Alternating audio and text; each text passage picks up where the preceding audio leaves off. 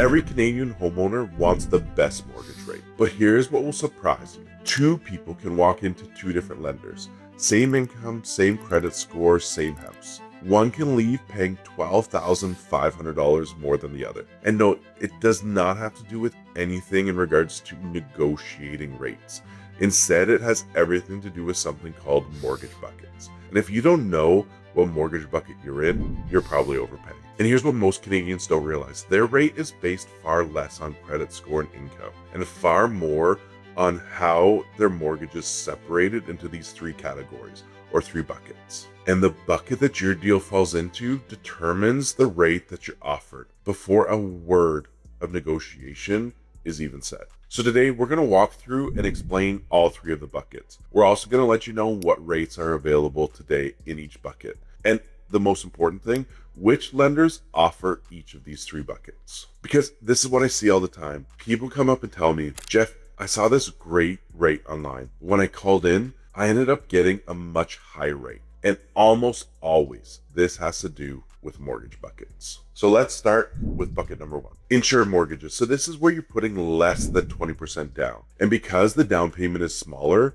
you have to purchase insurance, either through CMHC, Sagen, or Canada Guarantee. Now, when people hear the word insurance, they think it's something that protects them. But in this case, it doesn't. The insurance actually protects the lender in case you don't pay your mortgage. And so what does this mean? Well, the lender basically has zero risk in this circumstance. And this is why they can be aggressive and offer the lowest interest rates on these insured mortgages. Right now in the Canadian market, we're talking about a rate of about 3.49% for these insured mortgages for a 3-year term. This is when you see a mortgage that's advertised online, those are almost always insured rates. And that's the fine print that nobody reads. Now you're probably thinking, so if insured mortgage rates have the best rates, why would anyone choose anything different? Well, there's a cost. The insurance premium can cost you up to 4% of the mortgage amount. And this is something that's added to your mortgage balance. So yes, you get an amazing rate,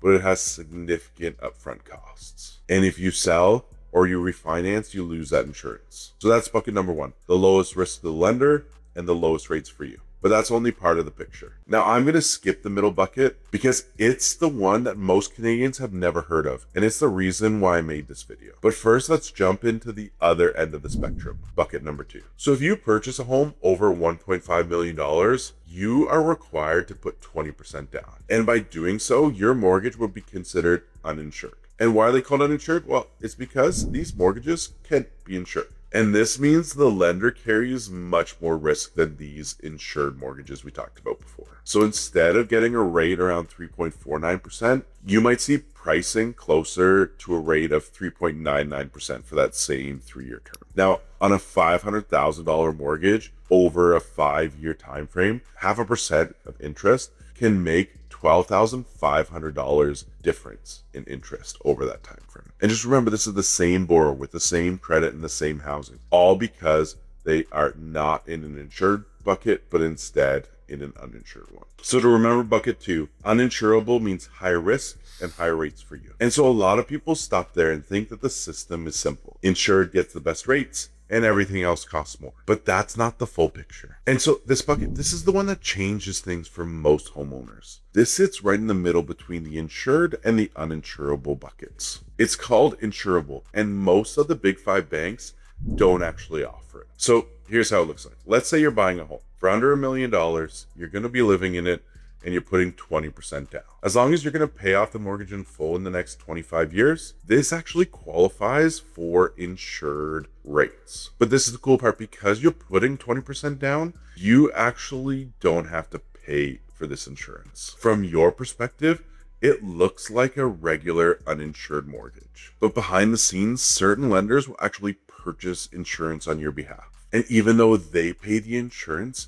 it lowers their risk. So they give you a lower interest rate. And these banks, they pass on that lower interest rate to you. So instead of jumping all the way back to 3.99, right now you can still get that 3.49% interest rate, all without paying a cent in insurance. So let me say that one more time. The same rate as an insured mortgage without having to pay the insurance premium. And that is the missing middle. Now, here's a part that will shock most investors. People assume that rental properties automatically fit into this uninsured mortgage bucket, and they're just doomed to pay these higher rates. So is that just how it works? Not always. If you have a 2, 3, or 4 unit rental property, you can actually qualify for this insurable mortgage rate. And I'm not talking about the best rental rates. I'm saying the equivalent rate to as if you were living in this property. Some lenders do add a small premium, but even those rates are drastically lower than their uninsured counterparts. And here's the kicker. Some lenders don't even require for the unit to be legally registered with the city. As long as it has